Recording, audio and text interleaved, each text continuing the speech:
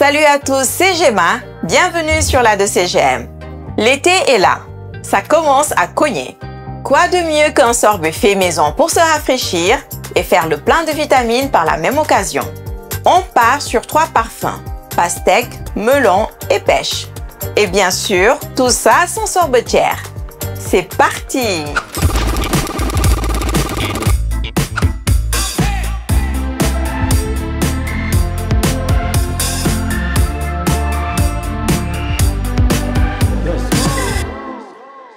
Il y a 2 façons de faire des sorbets sans sorbetière.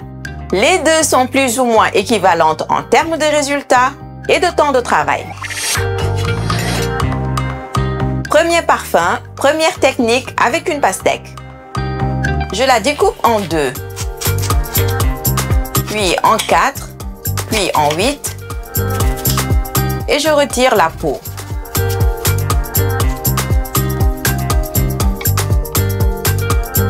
Je racle bien la partie rouge pour ne rien perdre. Je découpe des petits cubes. J'enlève les pépins pour récupérer seulement la chair. Marco me donne un petit coup de main pour gagner du temps. Je conserve les pépins qui sont riches en protéines et en fibres. Les morceaux de peau sont aussi utilisables. On vous prépare une vidéo pour vous parler de tout ça. J'isole 750 g de pastèque et je les mets dans un sac congélation.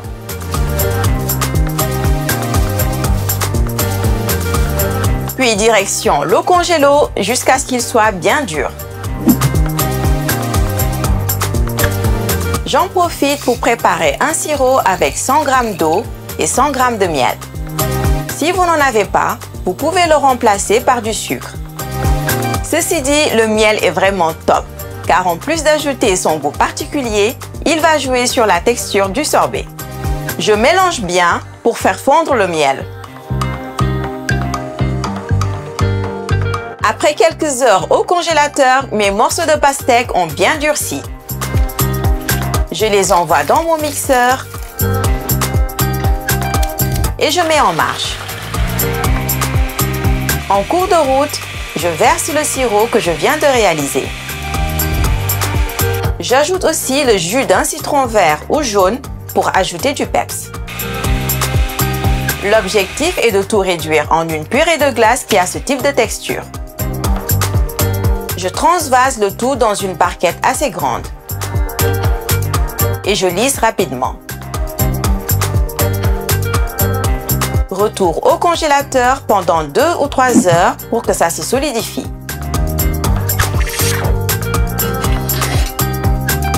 Deuxième version, deuxième technique avec un beau melon. Je le tronçonne en 2 et je retire les graines du milieu. Conservez-les, elles vont revenir en jeu dans un moment. Je découpe des parts et je me débarrasse de la peau.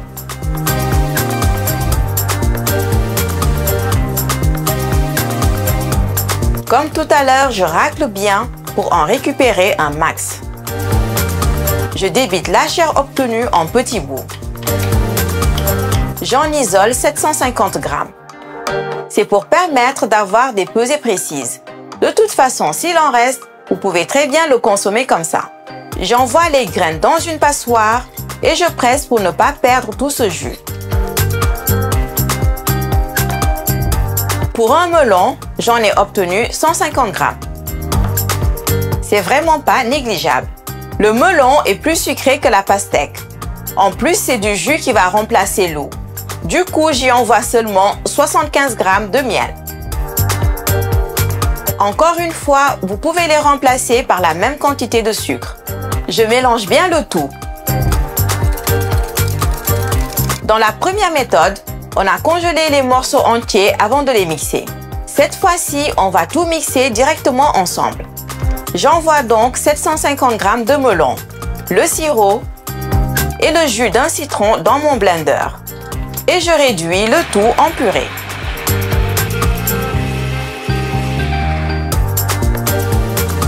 Je transvase dans une barquette assez grande. et direction le congélo pour 4 ou 5 heures. Le rôle d'une sorbetière est de casser les cristaux pendant la congélation. C'est ce qui donne sa texture aérée au sorbet. Pour recréer le processus, je démoule la mixture congelée. Si ça a du mal, frottez les bords comme si un génie allait sortir. Je découpe des morceaux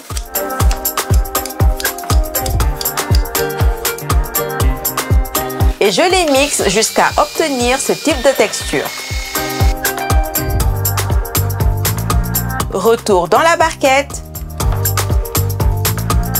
Je lisse le tout et ça repart dans le congélateur.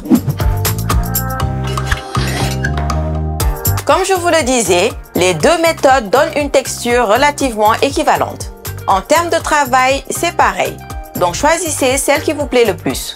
Allez, troisième saveur du jour, des pêches blanches.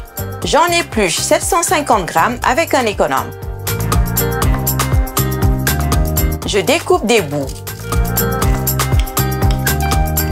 Je mets le tout dans un sac que je mets au congélateur et rendez-vous dans 4 heures. Si les morceaux se sont collés entre eux, essayez de les séparer et envoyez le tout dans le mixeur. J'arrose avec un sirop que je viens de faire avec 120 g d'eau et 120 g de miel. J'ajoute aussi le jus d'un citron vert ou jaune et je les mixe jusqu'à obtenir ce type de texture. Je transvase, j'égalise et direction congélo. Au moment de servir, sortez le tout 10 minutes à l'avance et faites-vous de belles boules.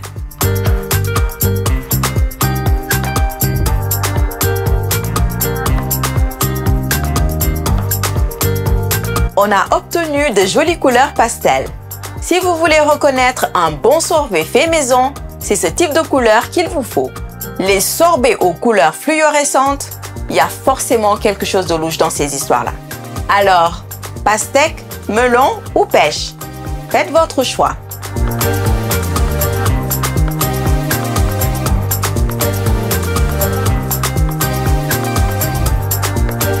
À la semaine prochaine sur la 2CGM.